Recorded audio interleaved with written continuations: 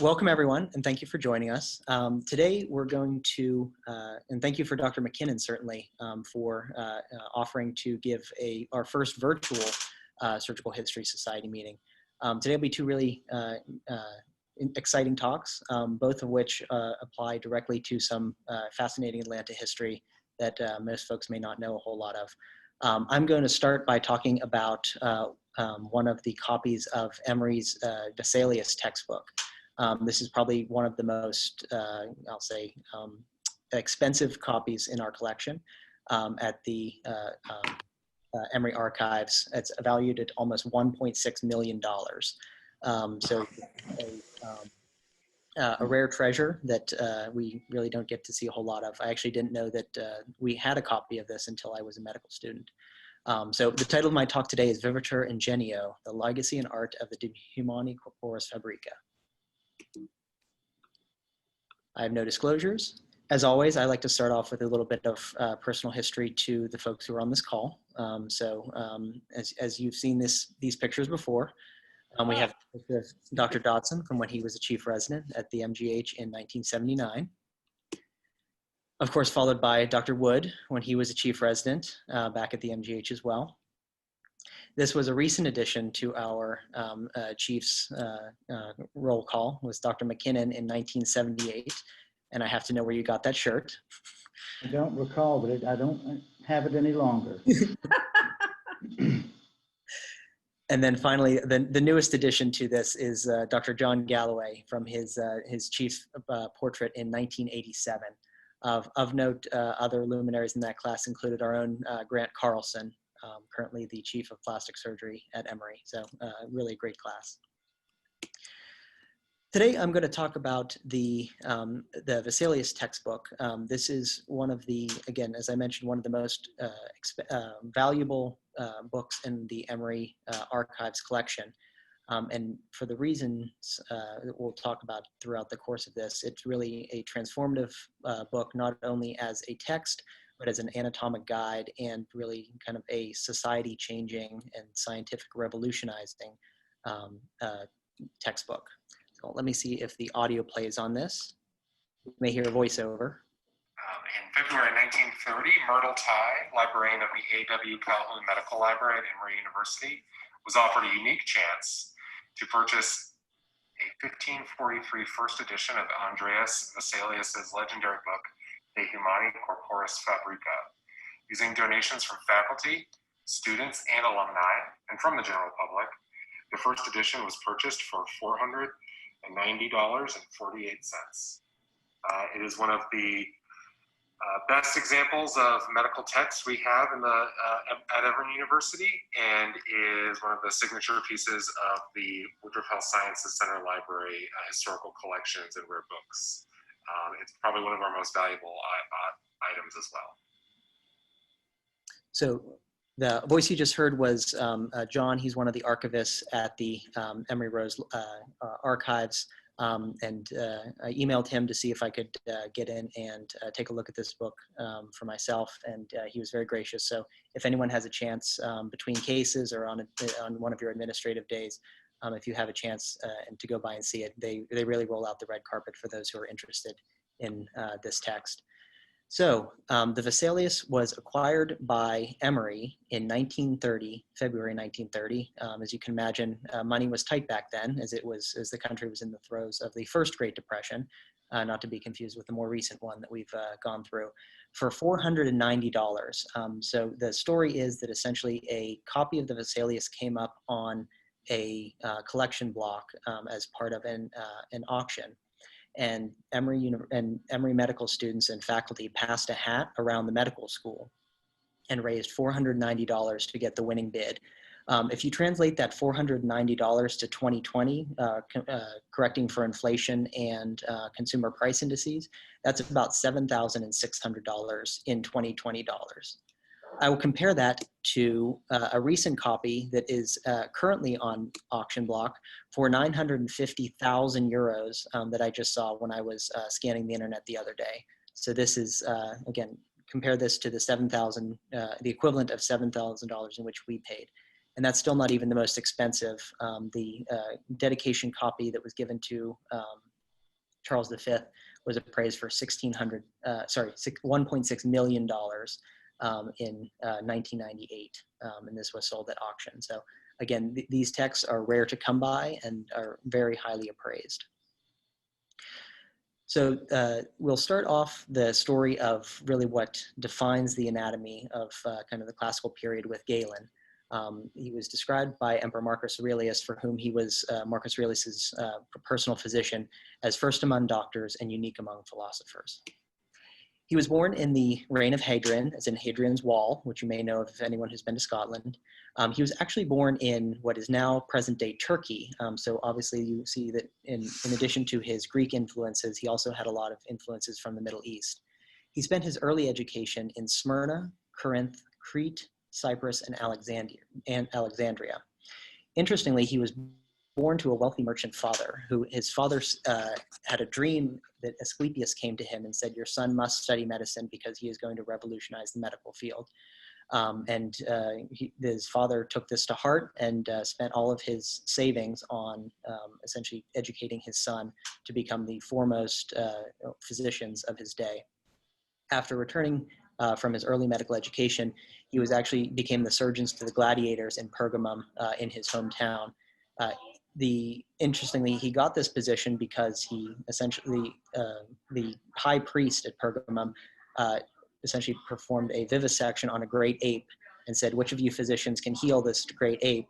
Galen was the only one who was able to close his laparotomy, and that's how he became the surgeon to the gladiators, is because he was the only one who was willing to close the laparotomy.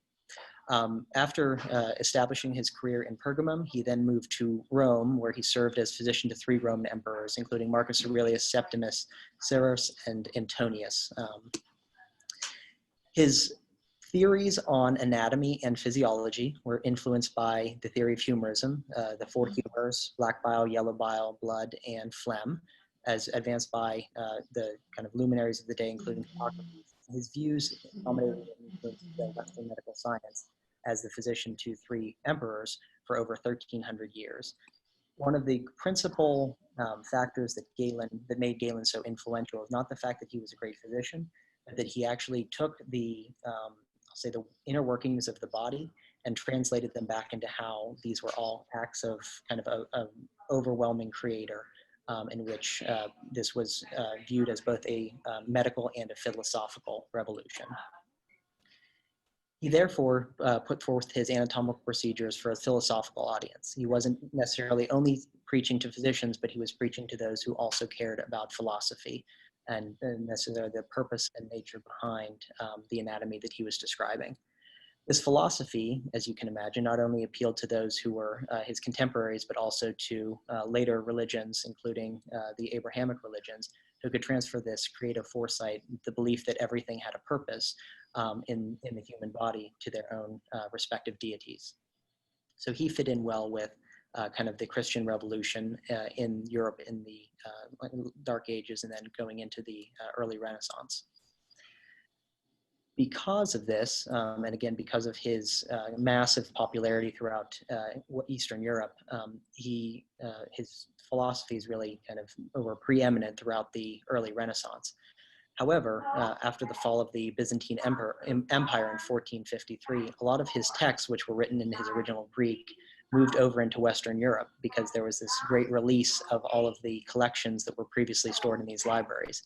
And as such, people really began to translate Galen's original translations into their contemporary readings in Latin.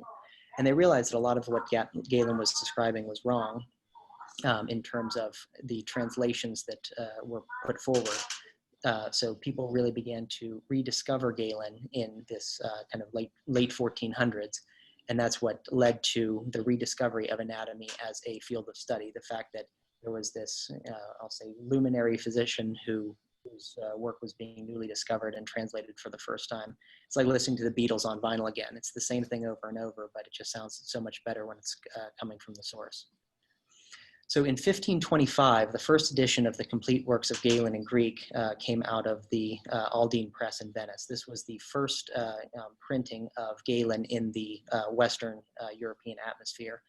Of course, as you can realize, in this time, not a lot of people spoke Greek in the Venetian Empire. So this was later translated to Latin, which was the much more accepted language of the day in Italy. And anatomy really became a popular subject of study, whereas physicians were previously noted for their abilities to heal with medicines, and surgeons were more directed towards anatomy. I'll say uneducated surgeons were directed towards anatomy, including lancing, bloodletting, things like that. Collection of anatomy from an academic perspective really became preeminent in this time.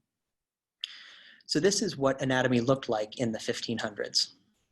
You had a lector, a reader. This was typically an academic physician who would sit on a pedestal and read from Galen's textbook. You had a sector or a dissector. This was typically an untrained, uneducated barber surgeon who would actually be doing the dirty work of dissecting. And you had the ostensor, who was the demonstrator. This is the person who essentially had a long wooden stick and would point to the things that the lector was reading out on the body. So as you can see, the lector is very far away from anything that's actually happening. The sector doesn't really know what they're looking at, and the demonstrator is trying to, assuage the two between them. Along came Vesalius, and who really didn't agree with this method of teaching anatomy. Vesalius is a unique figure in history, not only for publishing this book, but also for his means of kind of publicizing some of his ideas. He was born in 1514 in Brussels, which was then Flemish territory. He studied classics at the University of Leuven, which at the time was the premier field of study. So people would essentially do their pre-medical studies in reading Latin so that they could translate Latin and Greek, so that they could translate the works of the great masters, including Hippocrates. He then moved and studied medicine at University of Paris under Silvius, who was one of the preeminent translators of Galen from the Greek into the Latin at the time. He then had to leave Paris, unfortunately, because the Holy Roman Emperor became at war with the Kingdom of France, and then he eventually completed his medical studies at the University of Padua. They must have really liked him because immediately following his graduation, he was appointed as the professor of anatomy and surgery at Padua on the day after his graduation. As part of this, he really enjoyed the ability to expand his anatomical practice. So he first published his book a year.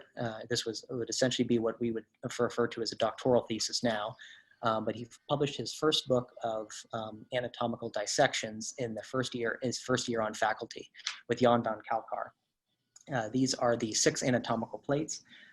These typically are referred to as Galenic anatomy, so it refers to things that Galen has previously described before, but using an established artist, Jan van Kalkar, who was actually a follower of Titian and worked in Titian's workshop for his artistic education. So this was unique because not only did Vesalius, describe some of the first Galenic structures, but then he also was one of the first to work with an established artist instead of some of the descriptions of the day. The use of Van Kalkar was a major change in anatomical illustration. As you can see in this picture here, this is actually one of the wood cuttings from a Galenic textbook and one of the Galenic translations. As you can see, it's incredibly nondescript. So you can see, I can't even see I can't see a fibula on there. There's no numbering to the rib cage. The skull is fairly gross in appearance. It doesn't really correspond to what you would see if you were actually doing a dissection. This was innovative because the use of Van Kalkar was innovative because it was based on illustrations. As you can see, a significant difference of what you'll see in future slides related to what was previously printed in some of the textbooks of the day. What made this particularly, what accelerated his career was that essentially in his second year on faculty, Padua got a new judge, and the judge was interested in what Vesalius had produced in his 6 anatomical plates, and decided to send him a whole lot more executed criminals so that he could continue dissecting them. So instead of the 2 bodies that he was to receive every year, Vesalius began getting upwards of 10 bodies a year. What this allowed him to do is not only was he able to do further dissections, but he was able to describe, I'll say, differences from what we see in Galen's previous descriptions, because he's seeing the same anatomy repeated over and over again. You could no longer say, oh, this body doesn't have what Galen described. This must have been an anomaly of the body. This one you could say, hey, all 10 of these bodies don't have what Galen described. This may be an anomaly of what Galen described, which at the time was considered heretic. With his increased opportunity for observation and doing his own dissections, unlike the predecessors who would just read from the book, it was no longer possible to explain these discrepancies. And some of Galen's books were incredibly well received.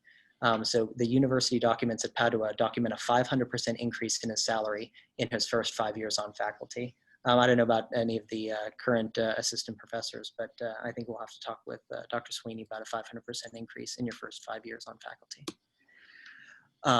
So that brings us to 1542. Again, Galen has been out of medical school for 5 years, and as somebody who is now coming up on 5 years out of medical school, I can say that I did not dedicate and present a book to the Holy Roman Emperor.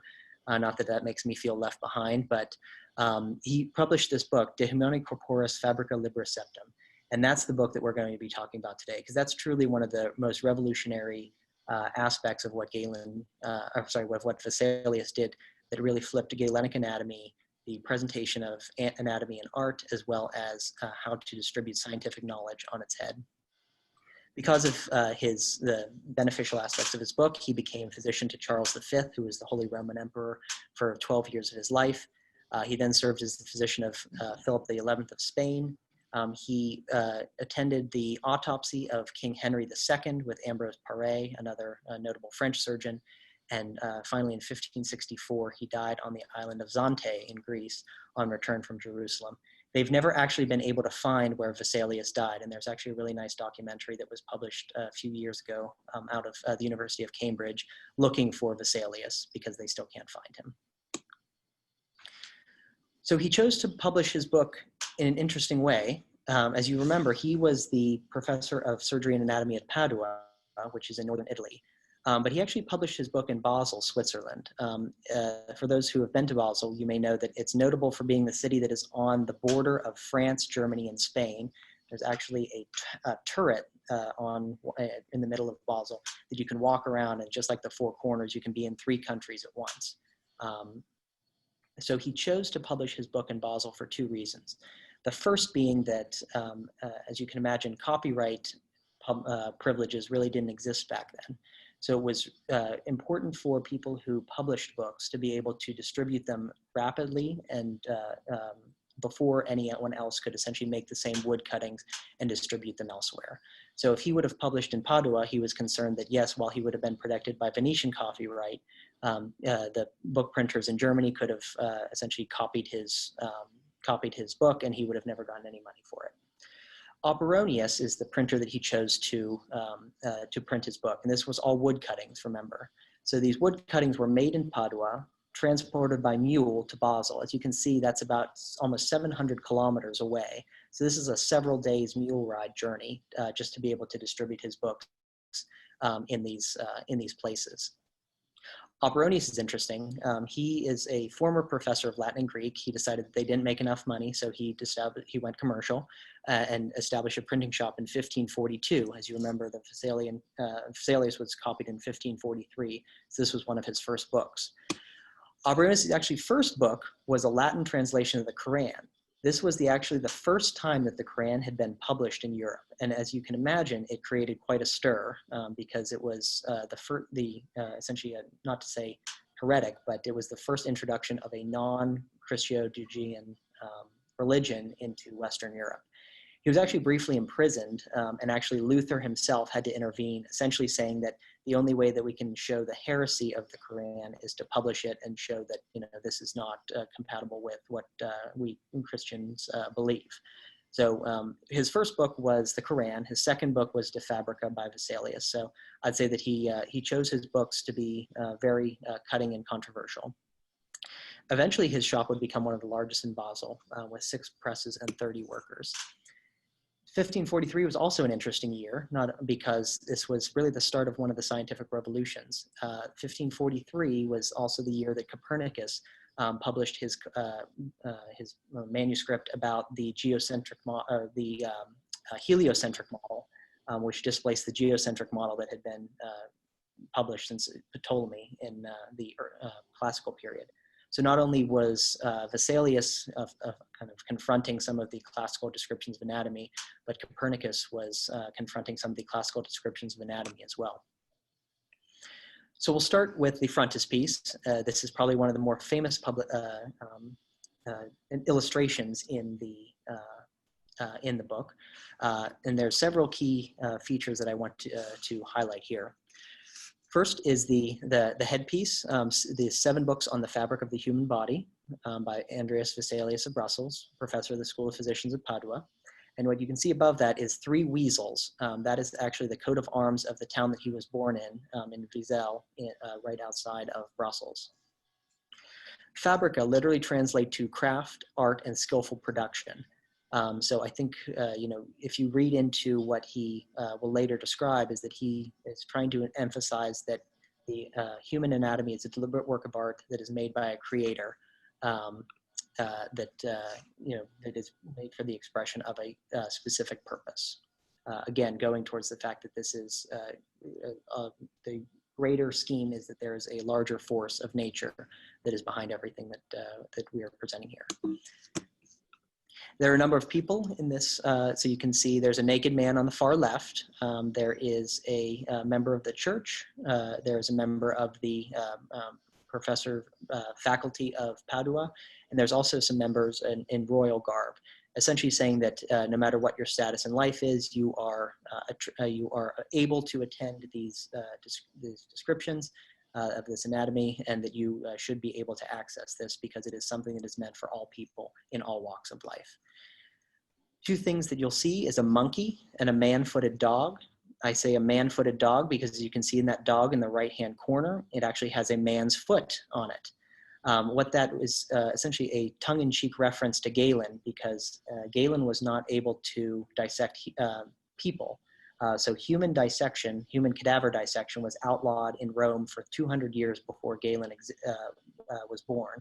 So he actually never, or he is theorized to never have done any of his dissections on humans. All of his dissections were done on lesser mammals. So this is kind of a tongue-in-cheek reference to the fact that Galen was dissecting monkeys and dogs, and he was taking a lot of his hints from monkeys and dogs. And you see 3 robed figures in the front here. Those are presumed to be Aristotle, Hippocrates, and Galen. So Aristotle and Hippocrates on the left, and then Galen on the right. And as you can see, Galen is being distracted by that man-footed dog in the corner.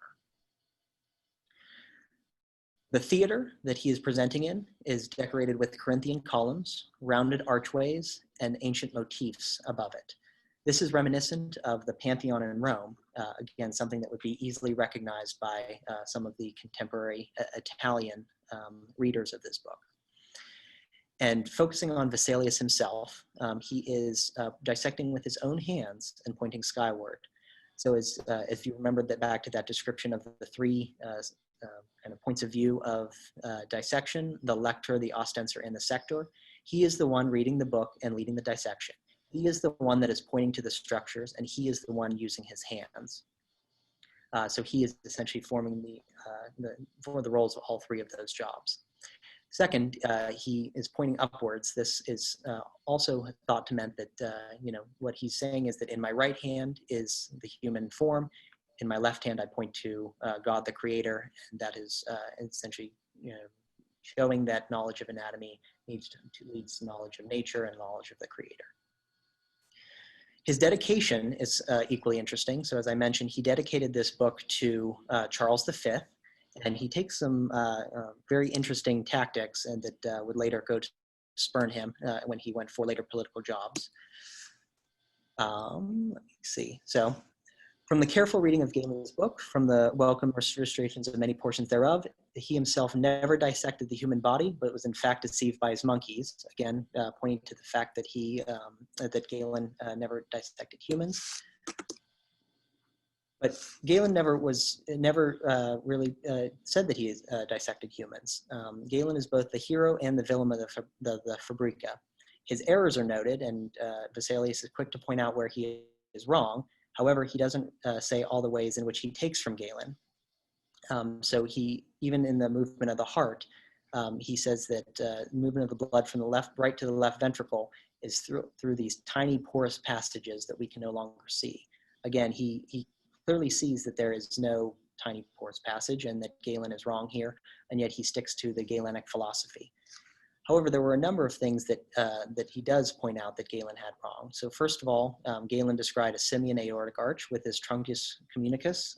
On this left side, you can see that essentially the right subclavian vein is coming off of what appears to be an innominate artery that also leads to both carotids, versus in the human, obviously we know that the carotids drop off separately. Galen described the sternum of 7 sections, which is noted in dogs and oxen. The mandible consisted of 2 bones in monkeys. The rete mirabile, which is a series of a network of arteries in sheep around their brain, does not exist, and nerves are not hollow as they are in some of the lesser mammals. So again, Vesalius goes back to taking some pot shots. Physicians did not undertake surgery. This was left to those whom the manual craft was encrusted, were too uneducated to understand what the professors of dissection has written. The former are so ignorant of languages that they are unable to explain dissections to an audience. They butcher those that they are meant to demonstrate. Following the instructions of a physician in a haughty manner navigates out of a manual alone, he that has not subjected to dissection by hand. So he is not only taking pot shots at Galen, he is taking pot shots at his former professors, he is taking pot shots at the medical establishment, and as you can imagine, this would not go well for him among those folks. I'm going to skip over that one. So the Vesalius is broken into 7 books. Book 1 is the bones, which is interesting because this is typically what is saved for the last part of any anatomic dissection. As you can imagine, the bones are the deepest structure, and that is the one that you would dissect last. And you will, it would essentially require boiling off all of the previous flesh, and then that establishes you as the skeleton. So what Vesalius says is that we are actually neglecting the study of the bones because we're leaving them till the end of the course. And that really the bones are the architecture on which the entire body is built. This is with the inscription on this pedestal here is what this title is taken from. Translated literally, man lives through his genius, all the rest is mortal. I think that really talks about what Vesalius is trying to describe here. There's also some theories that the Hamlet scene in which he gives his soliloquy while holding a skull of Banquo,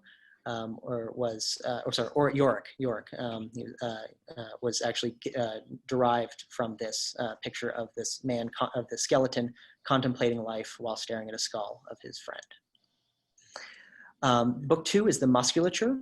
This is probably one of the most famous books in terms of the illustrations that you can see. And I'll flash through some of the highlights here, but what you can see here is not only do you see the muscles in various forms of anatomic dissection, but you can also see that they're labeled. The labeling of these muscles is probably one of the largest improvements over previous Galenic textbooks. As you can see, these are just visually stunning.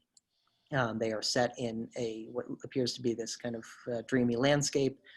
They have these posed cadavers with lifelike appearances, and they are all in, it is not the cadaver on a slab type of descriptions that we're seeing. We're seeing the muscles that are actually in movement and in action, and that's what Vesalius was really trying to go for.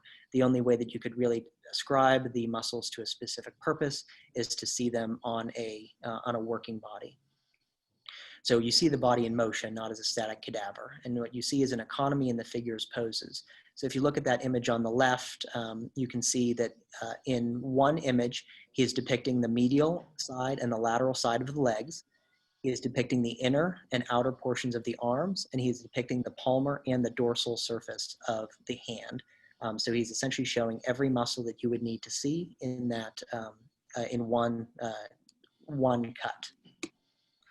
Interestingly, he also makes some corrections to Vesalius within his book. As you can see here, and as you very well know, the rectus abdominis muscle does not go all the way up to the sternum as it does in monkeys. So what he describes here is that essentially this is what Galen described as the insertion of the rectus onto near the clavicle. What we actually see is it inserts down here by what is described as U here. So not only did he show what he observed, but he showed what Galen had described and shows how it is wrong. What we see throughout the Musclemen figures is that the background landscape makes two contiguous series.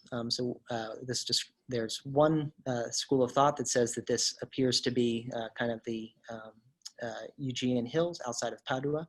So this is a very homey scene for Vesalius. There's another that says that the inclusion of aqueducts, obelisks, and pyramids suggests classical concepts, so that this is saying that this is the new anatomy coming out of the background of classical anatomy. Book 3 is the vessels. As the image on the left is actually the arteries. The image on the right is the veins. What I think is interesting is that this is when people still believed in essentially the tricirculation. So there was, the arteries delivered air, the veins delivered blood, and then the nerves delivered signals that they didn't know what they did. So what's interesting is that there's obviously a lot more descriptions of the veins here, because one of the only treatments that they had at the time was bloodletting. So in terms of what was a therapeutic potential, people were more interested in the venous system than they were in the arterial system. This is probably the weakest of the books, because other than descriptions, this doesn't really add to what has been previously described by Galen. However, Vesalius was the first to report that the inferior mesenteric vein entered the portal vein, not into the cable system. What he did describe is that the size of the vessels suggested the cable system didn't take its origin from the liver. As you recall, in the tricirculation system, the liver produces all of the blood that the body needs, and it thus recirculates. But he's describing that the cable system is actually larger above the liver rather than below the liver. So there's some question about whether or not that he essentially calls into question by what he observes that this tricirculation system actually exists. However, he does not specifically call it into question. Again, kind of sticking more towards the Galenic philosophies. Book 4 is the nerves, which again is largely descriptive, because there was very little that could be done in terms of physiology of the nerves. Book 5 and 6 delve into the thorax and the abdomen. Interestingly, again, positioned late in the Vesalian text relative to what is previously described, which is these would be the first things to be dissected because they were the first to rot. So you can see here very classical descriptions of intra-abdominal anatomy. And I want to highlight this figure on the left here, because it actually takes its view from a very classic sculpture that is in the Vatican museums called the Belvedere torso. This is thought to be the torso of Hercules, and it was discovered in the 1st century AD in Greece. This has also been described in Michelangelo's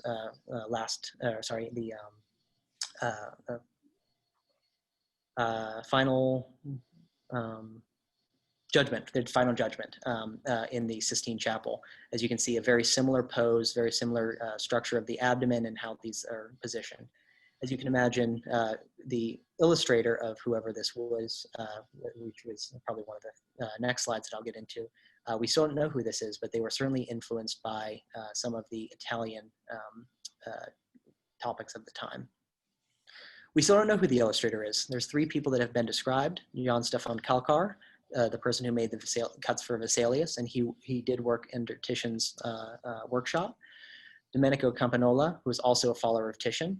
This is more of a stylistic reference. And then there's some descriptions that Titian himself may have been the one who actually made the fabrica figures, but there has never been any basis for this attribution.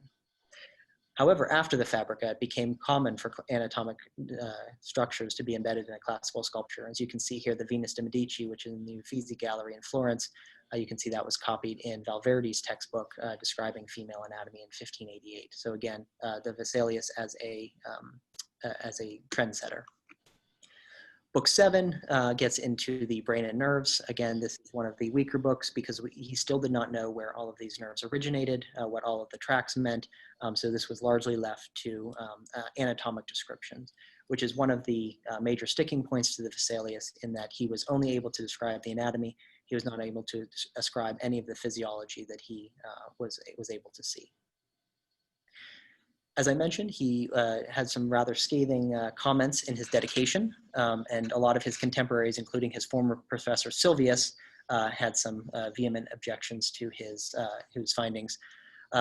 There's people who scratch out the name of Vesalius in his translations of Galen.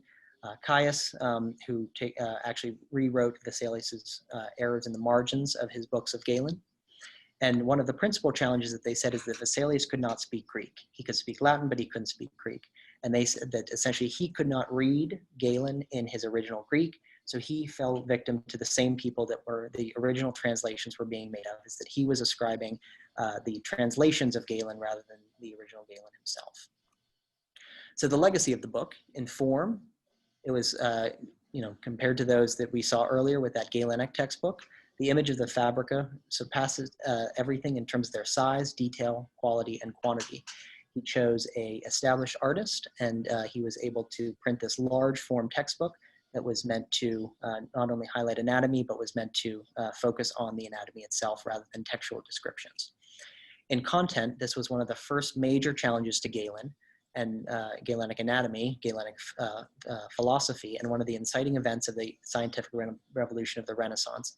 Again, he and Copernicus challenging Galen's ideas and classical descriptions of what our universe looks like. And finally, in function, this was one of the first mass distributions of contemporary printed scientific material. To date, everything that had been previously printed on wood blocks were reprints of the classics. And this was one of the first books that was a contemporary book that had been printed and distributed widely. This was really established what printing could do for science in the future. Very briefly, in my last few slides, I'm going to go through some of the iconography that's associated with Vesalius. This is his frontispiece. This is actually the only known portrait of Vesalius that's ever been produced in his life. As you can see here, he is dissecting a hand with his hands.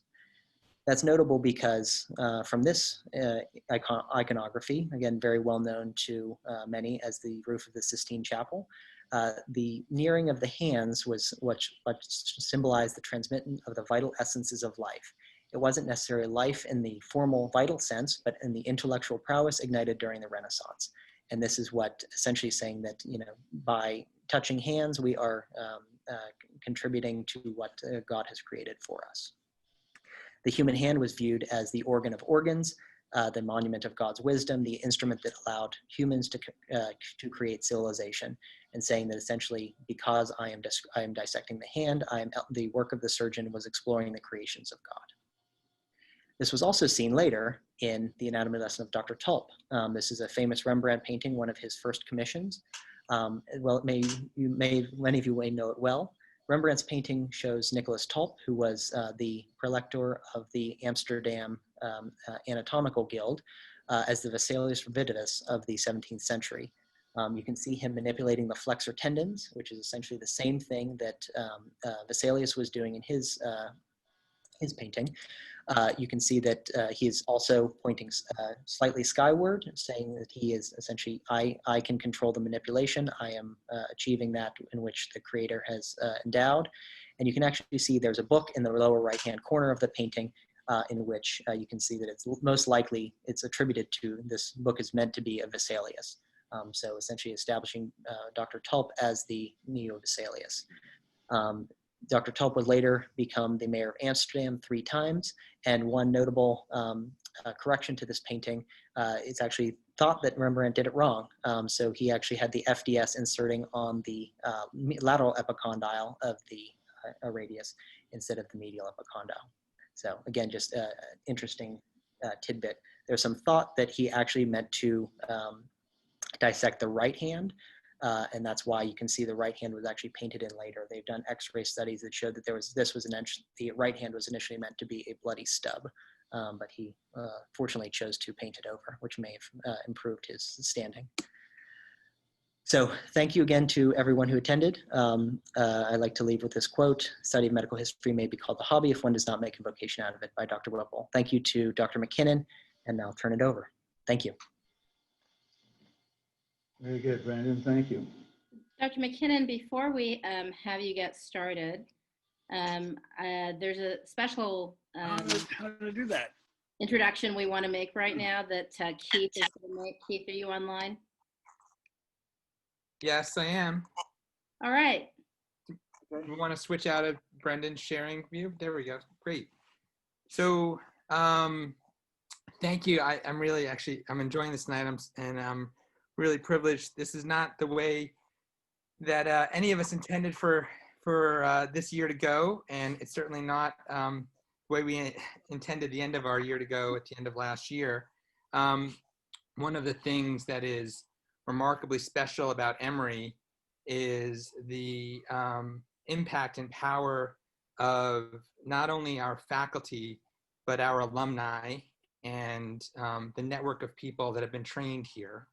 The residents and the graduates like to say Emory trained and Grady made, and I think that's a reflection on the pride that they have for the individuals who have trained them. We have a remarkable set of faculty in this institution, but we have a few special faculty who are not only faculty, but also dually alumni as well. And over the past 2 or 3 years, I've been working with some of the recent alumni, our current faculty, and a few other very special people to create a plan for an official alumni organization to be developed, which we have never capitalized on before in any formal way. And while the network of our alumni are very special in their informal way, the idea of formalizing our alumni network is something that we thought would be very, very valuable and something that we thought would be really important. I think as someone who is not an alumni of this remarkable program, it is even more special to see how valuable the connections are back to Emory for so many graduates and for so many people who are on this call.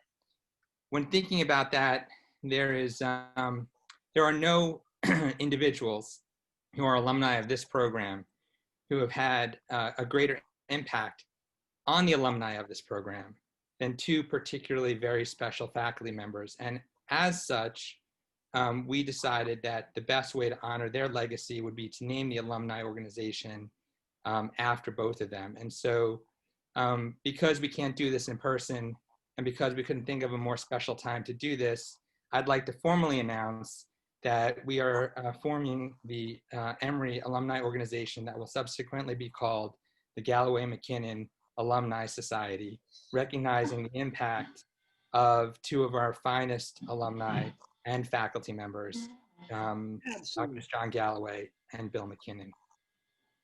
So I thank both of you for all that you've done. Yes. I'm honored. So, Dr. McKinnon, one thing that we have for you that Brendan and I worked to put together, but the credit largely goes to Brendan, is a bound book of the development of the distal splenorenal shunt that is a bound set of the publications of Dr. Warren, written about Dr. Warren and by Dr. Warren, many of which Dr. Salam has authored with him as well. And we have a signed copy for you of that book, signed by Dr. Salam, obviously not Dr. Warren. And we've also given one to Dr. Galloway, but we will get that to you shortly. Thank you very much. That's a wonderful gift. Thank you, John. Thank you. All right, shall we proceed? I would add one thing, Dr. McKinnon. If the world allows, hopefully we'll get together sometime soon in 2021 and we'll be able to celebrate appropriately and with the honor that you both deserve. But I wanted to make sure that you both knew that Dr. Sweeney's out of town and actually traveling, so he's not even available to get on the Zoom tonight, but he wanted to send his regards and appreciation as well. Thank you very much. Thank you, Keith. We'll look forward to getting together, hopefully come spring. Well, let's go ahead. Great idea to all. Thanks very much. Thank you, Tom. Shall we proceed? Yes, sir. Okay.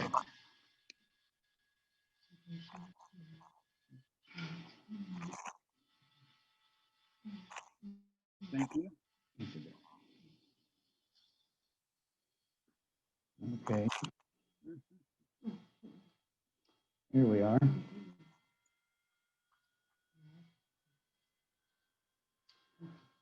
Now, I decided I would talk about early Atlanta medicine and update it to Emory in the 20th century. But I want to start off the talk by demonstrating that Atlanta was always a railroad town. This is the locomotive Texas, which is on display in the Atlanta History Center, now in its new home. And it was a major part of the famous locomotive chase from 1862. I always put this quote in when we're going to talk about history, and I think there's a lot of truth to this. What I hope to convince you is that the Atlanta and Emory surgeons of today owe a great deal to those who preceded them, and they're still very much connected. And I'll try to follow this advice as well from Margaret Mitchell. If there's anyone in the room or online who doesn't know Margaret Mitchell, she was, of course, the young lady who wrote Gone with the Wind. Now, this is where all this got started. About 25 years ago, I started volunteering at Oakland Cemetery. This is great. Which is Atlanta's only remnant of the antebellum era. There was nothing left after the war, very much, that the German didn't get, or that the big fires of the early 20th century didn't get, or that it developed a wrecking ball. So there's not much of early Atlanta besides this cemetery. This is my good friend, Rob Zaworski. Rob's an Atlanta plastic surgeon. He recently retired, as have I. We interned together at Grady and went our separate ways to get back together at a Civil War history meeting, where Rob described a project he was about to start, and he recruited me to help. The Civil War soldiers' cemetery within Oakland was in terrible disrepair, and he elected that he was going to fix it, and I helped him. This is what we were looking at, and a lot of this shows work that we have done 25 years ago, back when we were a little younger and had darker hair.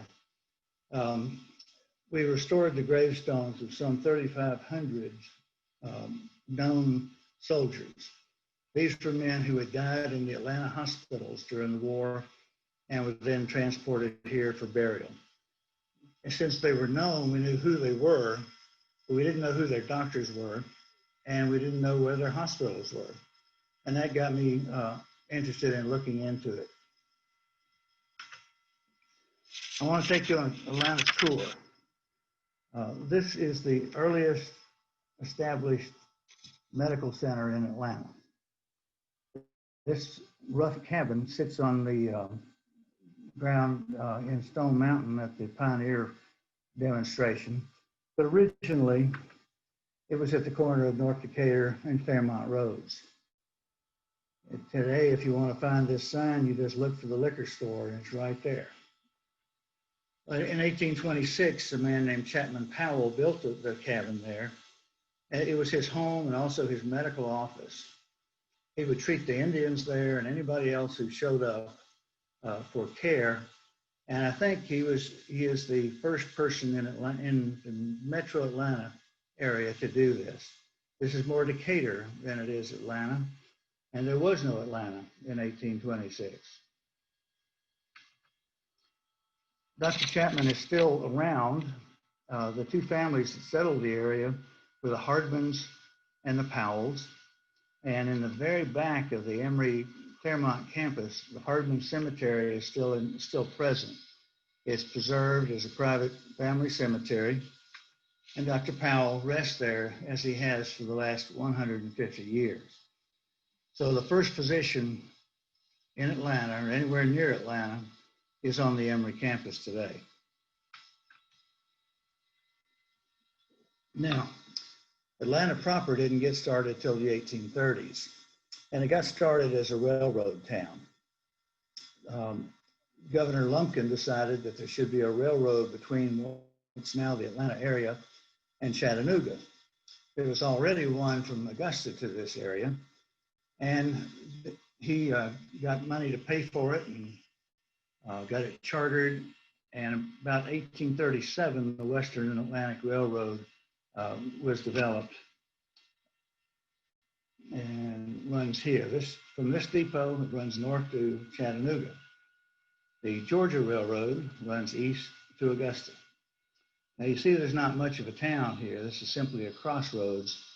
And it went through several name changes. At the end of the line, it was called Terminus.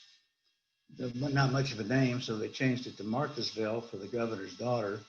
And then finally to Atlanta, which is a feminine version of the word Atlantic for the Western Atlantic Railroad.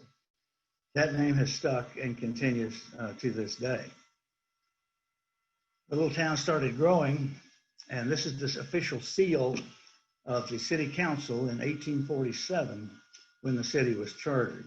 I say city, it was a pretty small town. But you see that the railroad was still considered to be very important. Now this is considered to be Atlanta's first physician. Joshua Gilbert came in about 1850. He set up shop on Whitehall Street and had an office there, and his home was out in the West End where he is now buried. He was an interesting gentleman, very jovial, and he would ride around town on his horse blowing a whistle to let the people know that he was out and ready to treat them. He was fondly remembered for one thing because he would never send a patient a bill. He always told them his charge and just waited till they were able to pay. Another physician that was in Atlanta in the early 1850s was Dr. Crawford Long.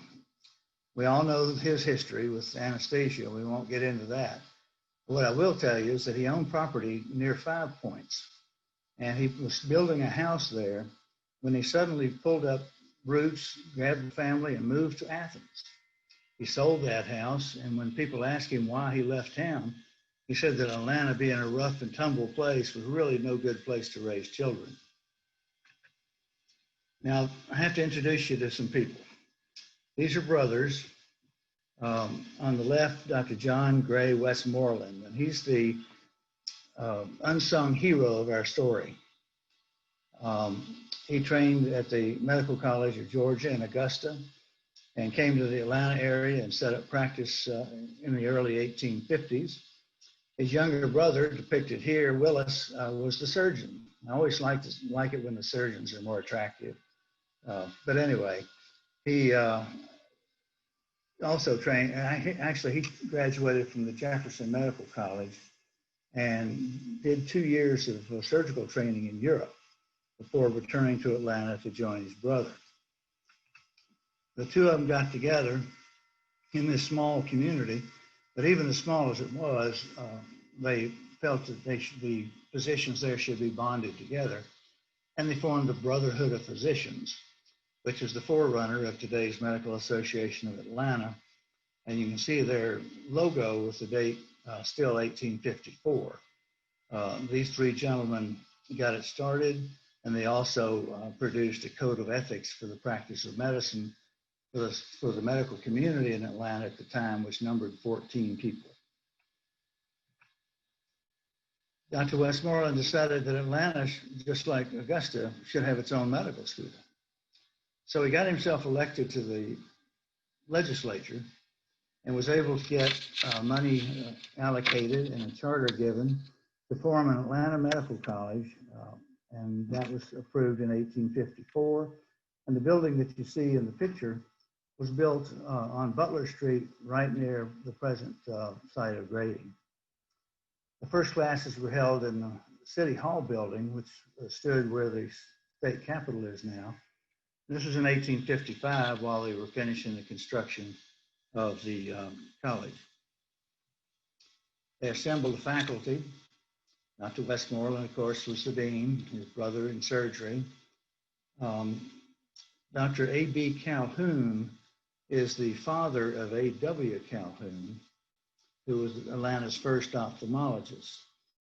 And he had descendants, Dr. Finney Calhoun and Dr. Finney Calhoun Jr., essentially built the ophthalmology faculty at Emory and created that department.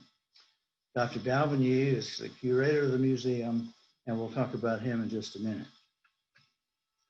So by 1860, when they did the federal census, Atlanta had grown to 9,700 people. Now, to demonstrate that Atlanta really was a slave economy, despite what people might argue, there were 7,800 whites, 1,900 slaves, and 3 free blacks. These are a number of the occupations that some of these people had. A lot of lawyers, a lot of bartenders, because again, it was a pretty rough town. A lot of carpenters for building houses, and railroad people as well. These are the last 2 entries on the list, and I'm not certain why the 2 should be so similar. Nothing inferred by that except to say that Atlanta has 41 positions in 1860 when things started changing. In late 1860s, things did change. South Carolina seceded from the Union, and the rest of the southern states would follow fairly quickly. 2 physicians from Fulton County were at the Georgia Secession Convention, and they both approved secession. And before they knew it, Georgia was out of the Union, and all those 41 Atlanta doctors were in the Confederate Army. At least they were given that opportunity. Georgia, in all, had 341 doctors at that time. And again, most of them ended up in Army service. This is a painting by Atlanta artist Wilbur Kurtz, who is famous for historical paintings. And I want to point out several things to you. First, it's a pretty painting, but this is downtown, as it is today. This is the medical college, now complete. City Hall is here. Major churches in the area. But the thing that gets your attention and remains in the center of the town is the railroad. This is the car shed, the equivalent of a depot. And the round tables are back here. And as you can see, there's a lot of activity there, and that continued from 1860 through the end of the war. This was the major route of the Western Atlantic Railroad for moving soldiers and war materials to the front. But it was a single track railroad, so you had to sometimes pull off to let the oncoming train come. But again, this shows you how prominent the railroad is in Atlanta. Now, things were fairly quiet in Atlanta up until spring of 1864. At that time, Dr. William Tecumseh Sherman, with 3 armies, numbering 110,000 men, left Chattanooga and headed for Atlanta. This is the same railroad, the Western Atlantic, running along here, that the South had been using to supply their armies at the Western Front up here. It's the same railroad that runs still today along the course of I-75. They put the highway just right through the same area because it was flat and there was no reason to go elsewhere. So as you're driving to Chattanooga today, look off to your right and you'll see the railroad still in existence. Sherman would come down this road now and fought battles in many little towns on the way. And the railroad for the South, instead of being a supply chain, became a means of extracting soldiers from the front and bringing them back to hospitals in Atlanta. So the direction of flow was entirely reversed. Atlanta would become a very busy hospital center under the direction of this man. His name is Joseph P. Logan. He was an Atlanta surgeon who was very respected. He was placed in charge, and 2 hospitals on the fairgrounds were quickly constructed. The fairgrounds stood on Memorial Drive near downtown Atlanta. The medical college was turned into a hospital, as were hotels, City Hall. There was a separate smallpox hospital and a separate prison hospital for the visiting Yankees who were not deemed worthy to be treated in the southern hospitals. But there was one physician for every 70 patients. There are more hospitals. The car shed itself became a hospital. Hotels, all kinds of businesses and banks, everything with a roof on it pretty much became a hospital. More here. And at one time, there were as many as 32 different buildings that were being used as temporary hospitals. This is a scene from Gone with the Wind that I show you just to emphasize how many men were brought here. You see the railroad track. These are men that were removed from the trains and with no place to put them were simply laid on the ground for treatment. Well, since we're all friends here, and maybe some of you may be movie buffs, I'll tell you that most of these figures are dummies. They couldn't find enough extras to fill up this scene, so most of them, if you watch the movie, are not moving very much. The Battle of Wasaka was about a third of the way from Chattanooga down to Atlanta.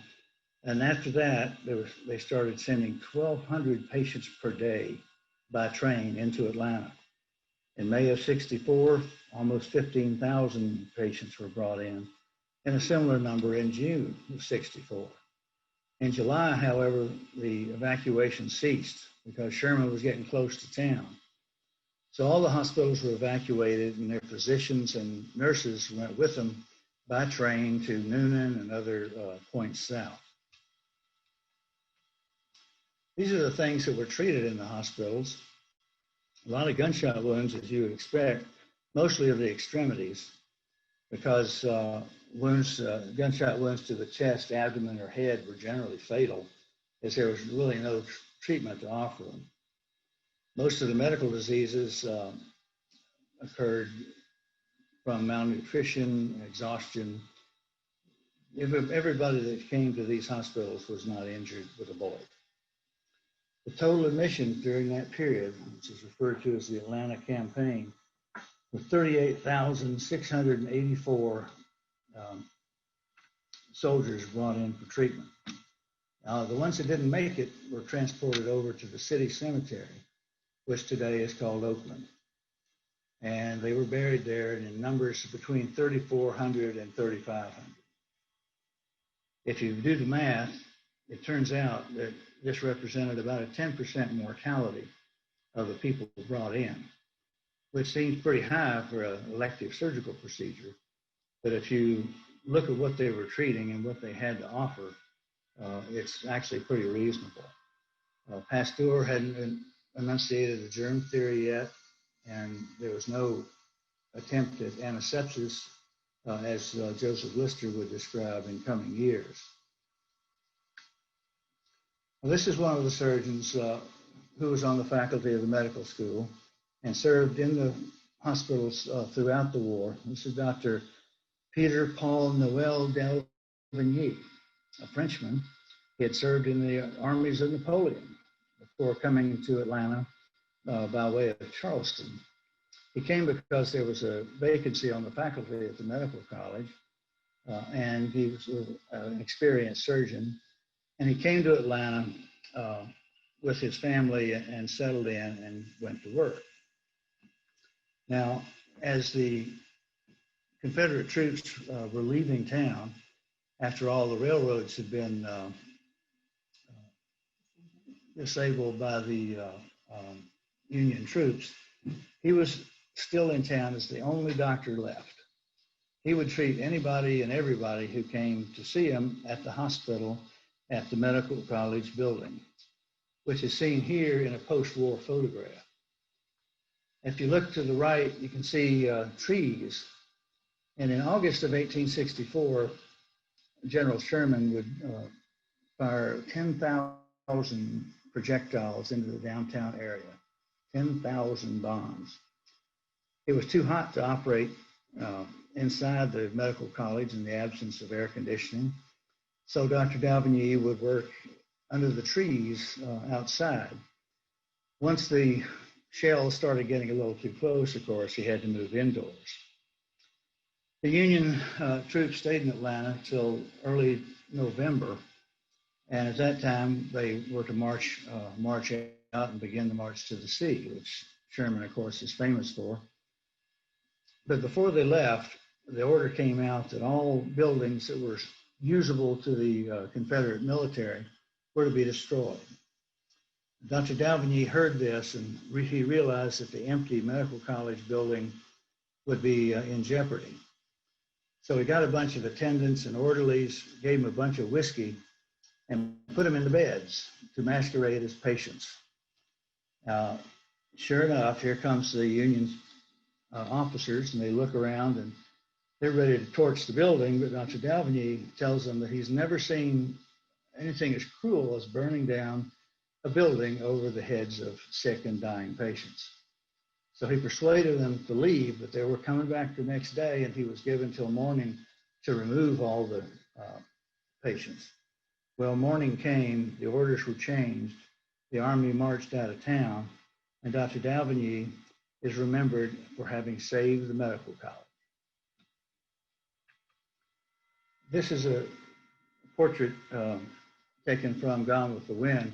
It is thoroughly believed that Dr. D'Aubigny was the model for Margaret Mitchell when she wrote the book and described Dr. Meade, the kindly physician that took care of everybody in Atlanta. A fairly prominent role in the movie and the book. This is Harry Davenport portraying him and looking very stern as he's witnessing Scarlett dressed in black in mourning, dancing with Rhett Butler. So that was a no-no, and he registered his disapproval. The city ended up being pretty much destroyed. 40% of the existing buildings were taken down by fire set by Sherman.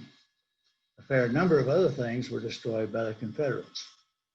When the fourth railroad line was severed by the Union cavalry, this large trainload of ammunition was still sitting on the tracks.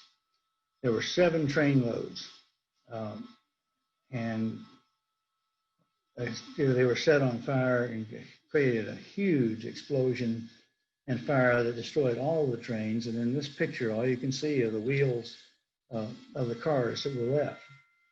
The chimneys were from the iron foundry, which was also destroyed, and it was replaced in later years by the Fulton Bag Mill, which you'll see if you see driving Miss Daisy.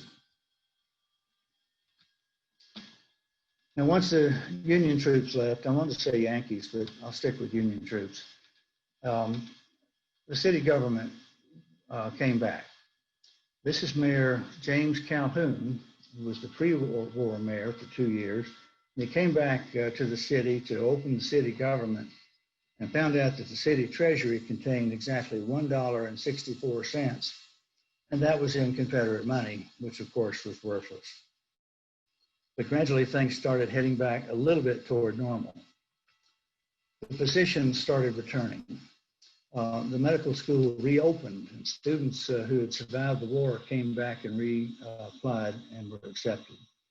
This is one of the faculty members, Dr. Daniel C. O'Keefe. He had served in the hospitals throughout the war, He spent some time in Richmond serving in the hospitals there. But after the war, he came back to Atlanta and rejoined the faculty. He is known today not as a physician, but as a city councilman. He ran for office shortly after returning. And once he was in, he came up with legislation to begin public schools in Atlanta. So he is now considered the father of Atlanta's public schools. Unfortunately, the legislation was passed, but he died at 43 years old prior to it taking effect. One of Atlanta's high schools is named for him. It's no longer used, but is still standing over on the Georgia Tech campus. Now, the medical school got going, but unfortunately, there was a good bit of dissension among members of the faculty. Groups of faculty argued with other groups. They all argued with the trustees. And there was a lot of commotion about who should hire new faculty, whether it be the faculty itself or the board of trustees, and everybody was unhappy. Enough so that a number of faculty actually resigned from the college. This is Dr. Thomas Powell, who was one of those physicians. He was an OB-GYN and had taught that in the Atlanta Medical College. But he decided he was going to leave and start his own medical school. So in 1878, Dr. Powell here opened the Southern Medical College, and it's had its own building right next door to the Atlanta Medical College. And I can imagine that created a little bad blood between the two institutions. It took a lot of nerve to put it right next door to your competitor, I would think. But this is what happened through the remainder of the century. Atlanta Medical College, the original school, merged with the Southern Medical College after all the unhappy faculty had either retired or died, and cooler heads were prevailing. They formed the Atlanta College of Physicians and Surgeons, which built a new building where this building had stood. And another school came along, the Atlanta School of Medicine, and they merged to form the Atlanta Medical College in 1913, which became then the Emory School of Medicine 2 years later. Now, after the war, there were no longer any hospitals in Atlanta.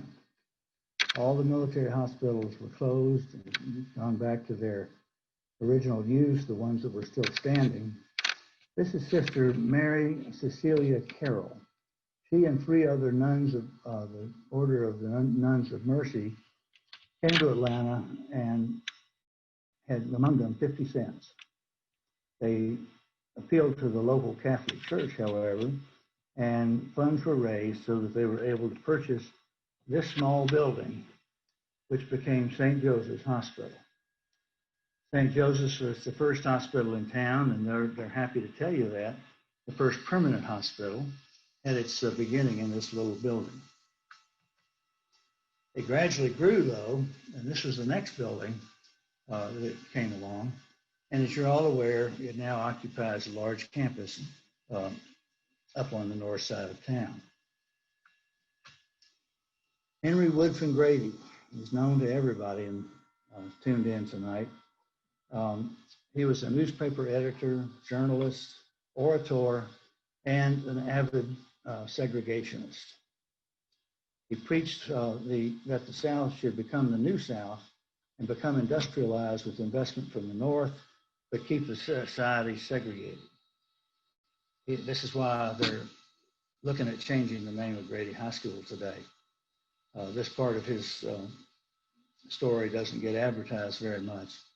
But he was going to New York for a speaking engagement. He didn't follow the directions of his physicians very well. He had a bad cold when he left town on the train. His doctor had advised him to stay home and forget the trip. But he went to New York, delivered an outstanding presentation, got back on the train, came back home, and died of pneumonia 3 days later at age 35. So it seemed a tragedy to lose somebody with this much talent at that young age.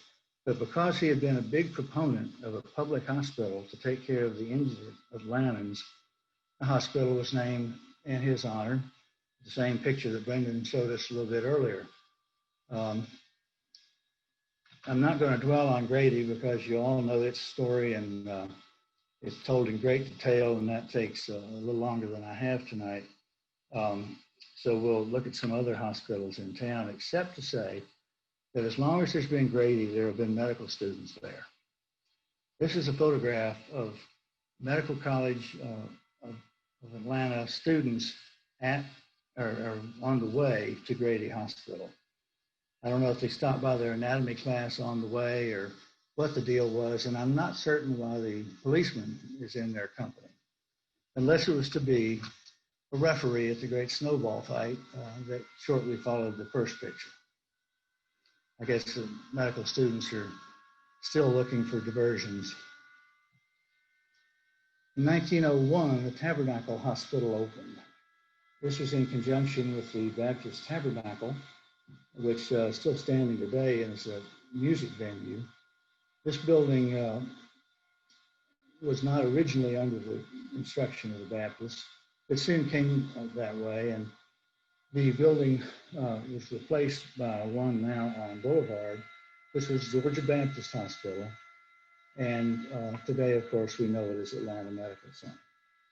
And quite a fine automobile passing by. Piedmont Hospital got started in this building, which is on Capitol Avenue, right where the Atlanta Fulton County Stadium stood. In 1908, two Grady surgeons realized that they weren't getting enough OR time. Does that sound familiar to anybody? It might. And this is Dr. E.C. Davis and Dr. Luther Fisher. I'm honored that Ren Davis is here listening in with us tonight. He is Dr. Davis's grandson and has written extensively about his history. But this was the original building of the Davis Fisher Sanatorium. In 1911, this building was ready for occupation on Linden Avenue. And you see some right attractive old vehicles heading by. This is Dr. Davis. He was, again, one of the founders of the sanatorium. And in 1917, the dean of the Emory Medical School approached him and asked him to organize a group of Emory surgeons and nurses to go to France to build a hospital to take care of wounded soldiers. Dr. Davis did as asked, and his group was called the Emory Unit, and they went to France in 1918, established the base hospital number 43, and treated thousands of injured American and British soldiers. They returned to America in 1919, and the hospital was proud to receive him back. Now, the hospital went through a number of name changes through the years. This was what it was named when I came to work. In 1939, when Dr. Fisher was about to resign, he deeded the hospital over to Emory. And it was an Emory institution for a long time, though Emory's name wasn't on it. But now today, given this new finding, we have the Emory University Hospital Midtown, which is where I feel like I spent my entire adult life. Now, we've heard about the other hospitals. What about Emory Hospital? Where did it come from? Brendan, you mentioned Marcus Aurelius. This gentleman on the left is Marcus Aurelius Bell. He and all of his siblings were named for Roman emperors. He was a very successful realtor and businessman. And in 1860, he borrowed some of his money and built this fancy house right near the downtown area. It stood where Cortland and Auburn Avenue intersect. It was called the Calico House because it had this pattern on the walls. This was very artsy and very avant-garde for the period. What the builders did was take different colors of paint and simply interweave it with the plaster to create the effect that you see here. You see the medical college in the background here. Here's an actual photograph of it. It's quite a large house with an observatory on the top. And this is during the occupation of the Union Army when the house was used by General Slocum as his headquarters. Now, once the Union folks left town, the family came back. They reoccupied the house and restored it to some semblance of the way it had been in the past. And they lived there until 1876. Unfortunately, the family's declining financial status would no longer let them keep the house. This was true of many homeowners in homes that were still standing in Atlanta after the war. But he and his family had to leave the house that year, and we don't know where they went or what happened to them. They're lost to history. But in 1880, let me get the year right, yes, I'm sorry, let's jump ahead to 1904. The Methodist Church was very prominent in Georgia throughout this period. And they decided that as there was a Catholic hospital, there should be a Methodist hospital in town. So they wanted to build a hospital, and this house was empty. And enter these two gentlemen who I need to introduce you to. These are the Candler brothers. Asa Griggs Candler on the left and Bishop Warren Candler on the right. I spent many hours studying on the campus in the Asa Griggs Candler Library and never really appreciated who he was or what he'd done for Emory. But they grew up as boys together in Billerica, Georgia. They were in a family that was moderately well-to-do, but when college time came around, there wasn't enough money for both of them to go to college. Warren wanted to go into the ministry. Asa was planning to go into business. So they both agreed that Warren's plans were much more noble than going into business. So the available funds were given to him, and he attended Emory College at Oxford, and then later theology school, became the bishop. He was the head of president of the Oxford College for about 10 years, and was the first chancellor of Emory University when it came along. So very busy gentleman. Asa, on the other hand, was a businessman. He wanted to be a druggist or pharmacist and went into business creating various potions and things for sale. But he kept getting into real estate and banking and a lot of other things. And before you know it, he's the owner of the Coca-Cola company. Tremendously wealthy gentleman, huge assets. But both these gentlemen were very strong Christians. And Asa felt very strongly that he should follow appropriate stewardship as a Christian, that his finances should go to people who needed it more than himself. So throughout his life, he was giving funds for this charity and that. And the first one was a restoration of this house. This is the Calico House, which has now been updated, an extra floor placed on the ceiling. It'll now hold 20 patients as it's converted into a hospital. So Asa Yancey purchased it, renovated it, and donated it to the Methodist Church. And they came along and put a sign on it, and before long, you have the Wesley Memorial Hospital. There was a nursing class instructed in the hospital. This is their first graduation picture in 1907. And this nursing group went on to become the Emory School of Nursing. Now, the Methodists weren't satisfied just having a hospital. They wanted to have a university on the eastern side of the Mississippi River. They'd already built Southern Methodist University in Texas, and that was a place where they could have a theology school. Well, they wanted to have a theology school on this side of the Mississippi as well, and they tried very hard to get Vanderbilt to become their university. The Candler brothers assisted in that effort, but it just never came to pass. Andrew Carnegie got involved and insisted that the faculty and trustees need not all be Methodists, and the deal fell apart. So in 1914, Asa Griggs Candler writes what's referred to as the $1 million letter sent to the church where he offered to donate $1 million. And oh, by the way, I have 75 acres of prime real estate in Druid Hills that I'll throw into the deal. This drawing shows you in the red area the 75 acres that he ended up donating. Emory Hospital is here to get your orientation. Today, I'm told the campus encompasses some 730 acres. So this was a small first step, but it was a first step. By 1922, 8 years later, this aerial view of the campus, in 1922, an aerial view was pretty good, I think, demonstrated that they had made a great deal of progress on the building. As expected, the theology school here was built first, followed by the law school, and again, Mr. Candler paying for all this.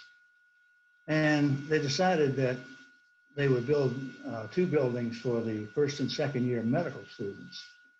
This is the anatomy and physiology buildings that were completed in 1917, which was the year that Mr. Candler became mayor of Atlanta. So this guy was really into everything. Over here, you see the 2 towers of the new Wesley Memorial Hospital. There's even still scaffolding on the building as it's under construction. They felt that if they're going to have a medical school and second-year students out here, they didn't want to leave the third and fourth year students downtown, so they should build a campus hospital. These are, this is a picture of actual excavation that was being done for construction of Emory Hospital. And as you can see, it took a lot of real horsepower to get the job done. Now, once it was completed, the Wesley Memorial Hospital looked like this. These are images from postcards. You could get a postcard to send to your friends to tell them what the new hospital looked like. And you'll notice it doesn't quite look like what it looks like today. And also, it was still the Wesley Memorial Hospital, the property of the church. Another view showing the antique cars, the entrance down on the end of the building. And if you want to remember how it looked in the old days, you can go to Amazon and purchase this deck of playing cards that has the image as shown here. And if you don't want playing cards, you can get a t-shirt with Wesley Memorial Hospital on the front. But I think the best souvenir is a coffee mug.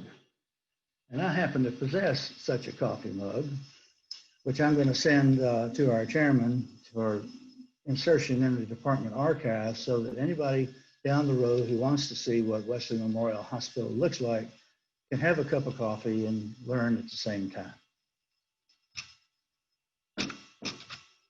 Now we're going to shift gears a little bit and go back to the Civil War time. This is Dr. John Stith Pemberton.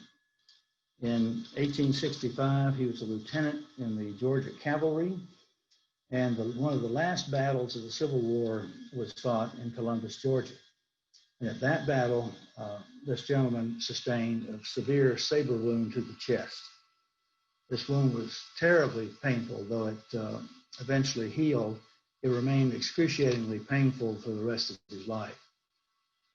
He decided to go into pharmacy and find something that would relieve his pain.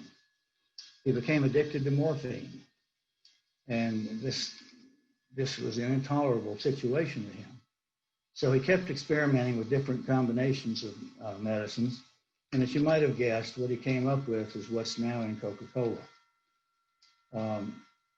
That's a very complicated story in itself, but the first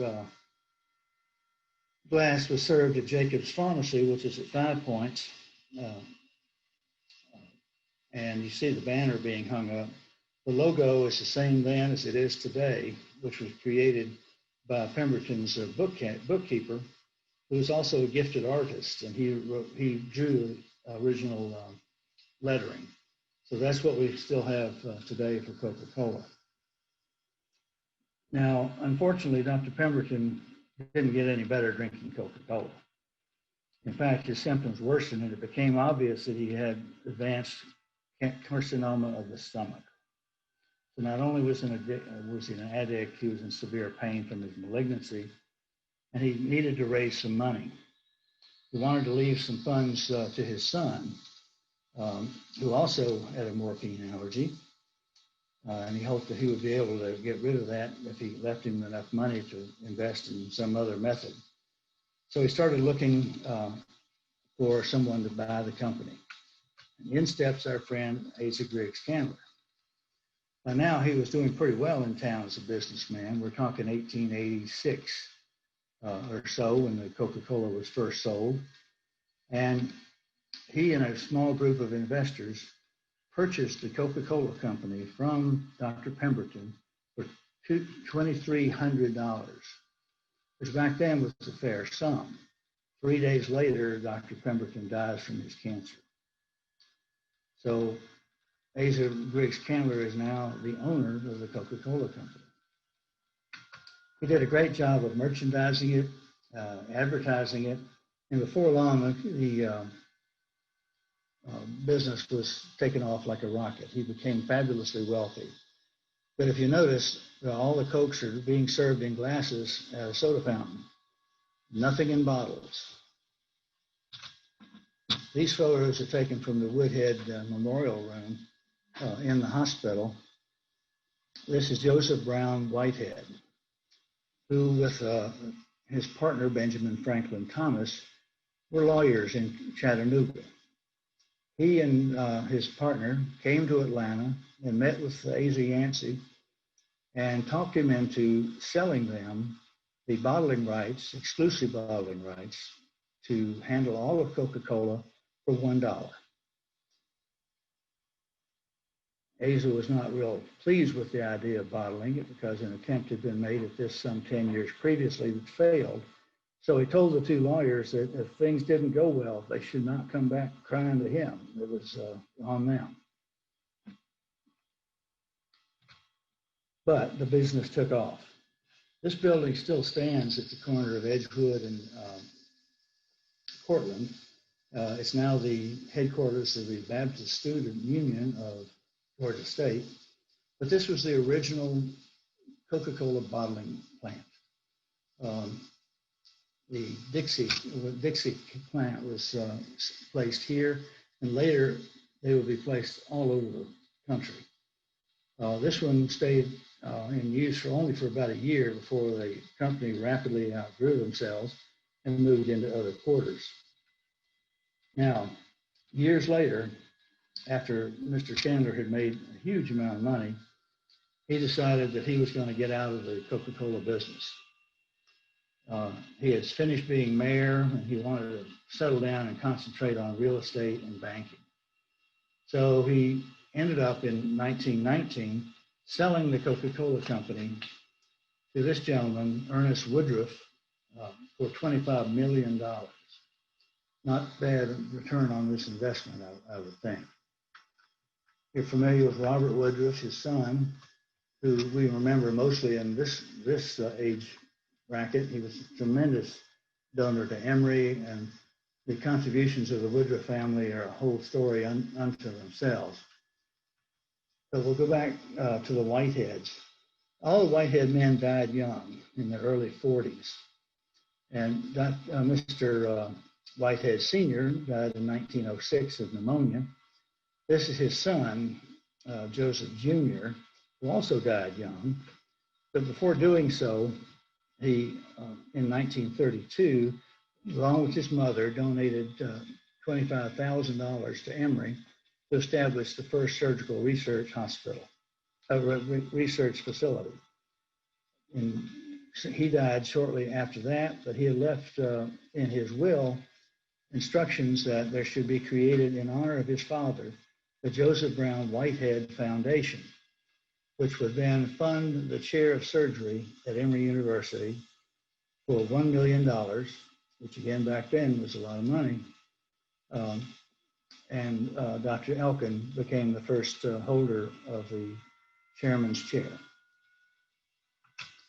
This is the other brother in the family, Conkey Pate Whitehead, who also died young, but he indicated that all of his share of the fortune should go to his mother, who then later created her own foundation, and all the money in the family was eventually used in philanthropic enterprises. This is Letitia, the mother, and when Conkey died, there were no more Whitehead men, and she wanted to do something to honor them. So she came up with $550,000 to create a new hospital facility named for Conkey Pate Whitehead, her youngest son. He died in 1940, and the building was erected in his honor and opened in 1946. This newspaper clipping shows essentially what was to be done. They added the wing where the entrance to the hospital now is. They added 60 surgical beds on this side of the A wing and new operating rooms, and also they built the Whitehead Memorial Room to honor the whole family. This is what it looked like when it finished, and you can tell it's been worked on. Here's the new entrance wing. The windows on this side don't match the windows on this side, so they've all been changed. And this is a photograph made before the founding of the Emory Clinic in 1953. There is no clinic building in the foreground here. This is the photograph taken in 1946 of the first surgical operation performed in the new Whitehead Pavilion. This was made by Joe Jackson, who was Emory's official photographer for decades. We do not know who the surgeons were in evidence here. So you have Emory Hospital as it looked last winter when I made this photo. You can see it's always changing. Scaffolding here, the new walkways there, a little addition across the street, so Emory keeps growing. But I want you to walk back into the entry of the main hospital area and look up, and you'll see where it says Whitehead Memorial, 1945. This is when the Whitehead family donated their gifts to Emory, and this is all still in their memory. When you walk in the lobby, look up, and you'll see Asa Griggs Candler, who essentially gave us Emory University, the Emory School of Medicine, and the Emory University Hospital. He paid for it all. In all, he donated about $8 million to Emory. And he is one of the kindest men that you can encounter. He looks very stern in his photographs and paintings, but apparently he was very kind to others, and he felt strongly that he needed to spend his wealth and accumulated fortune in doing good.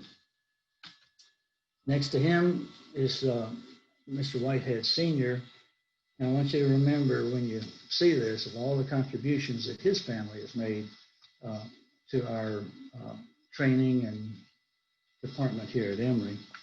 But I want you to remember one more person. I want you to remember my hero, John Gray Westmoreland. This is his stone way down and off the out of the way corner at Oakland Cemetery. He was a physician, a legislator, and a Confederate soldier.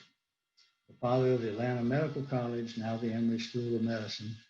He was founder of the first medical journal and the first medical society. And nobody remembers him. So now I hope that you will, and someday I hope I can take you down to visit him. I appreciate your time, and we'll be happy to answer any questions.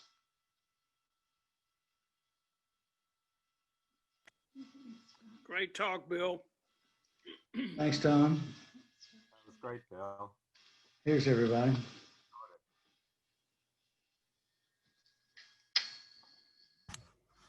Oh, here's a few questions. Let's see. Bill, I have just a comment to add.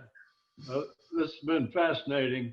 But when you showed that little initial map of Marthasville and the railroads reaching one another, the little church just north of that part was Wesley's Chapel, and it was the first church in Atlanta, and it was Methodist, actually.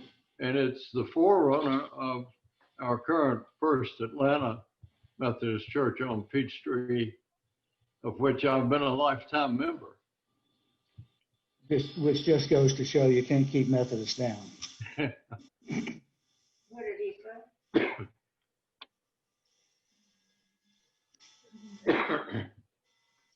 Well, I want to thank you once again for the honor of naming the society, at least including my name in the new name. And I've enjoyed doing this. And if you have other questions, please contact me. You can reach me on my email, which is on the invitation that you were sent for tonight. And I thank you. And that was just incredibly wonderful. I never got the opportunity as a resident to go on one of the tours with you, but I look forward to doing it in the future. Well, you're overdue. So yes, I think that's right. we do that once it's safe to travel together. Yes, sir. That'd be wonderful. Is Ren still here? Ren Davis, here, say Steve.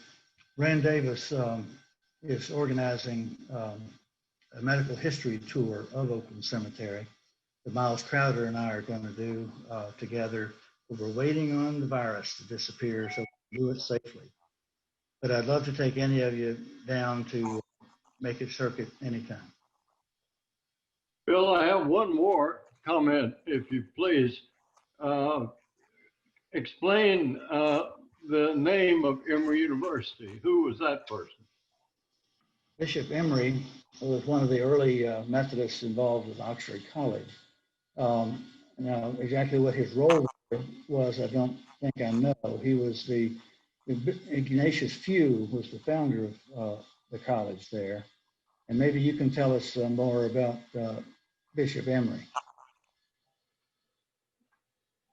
I really can't add much except just the knowledge that even though it could be the Asa Griggs Candler University, they chose to name it for the bishop.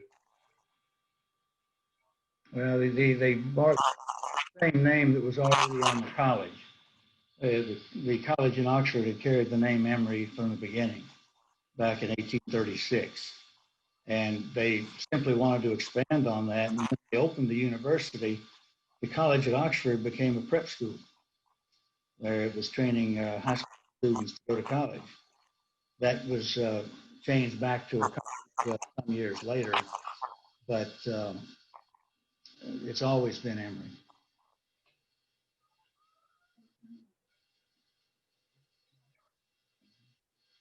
Brendan, thanks for your introduction. That was also really fantastic. These are always really illuminating moments for us to share together. They're fun to do, and I'll look forward to attending the next one. Brendan, was that book brought over? Does my memory serve me well? Didn't some of us have the opportunity to actually see that book in the H-Wing? Yes, that's correct. And I was shocked that we were allowed to turn the pages with our bare hands. Because tell us why the pages are material or something that can't be, they're not paper, like that could be destroyed by hands touching it. So very similar to dollar bills, it's actually a combination of paper and linen. And then it's also they're acid treated so that essentially the oils that we have on our hands do not pass on to it.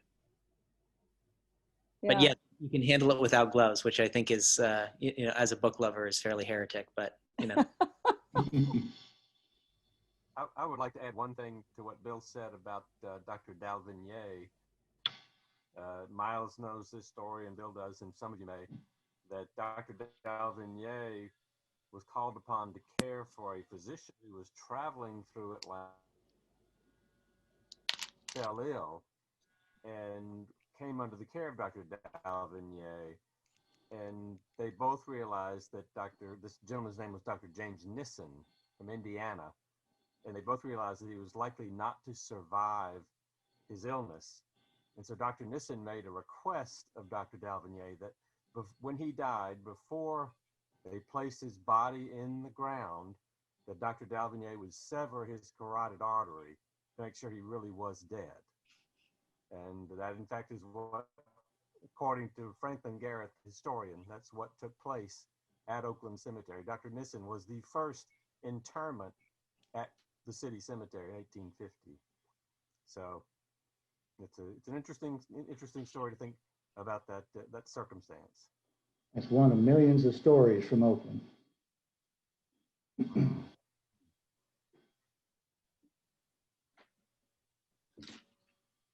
If there's no other questions, thank you for your time and happy holidays.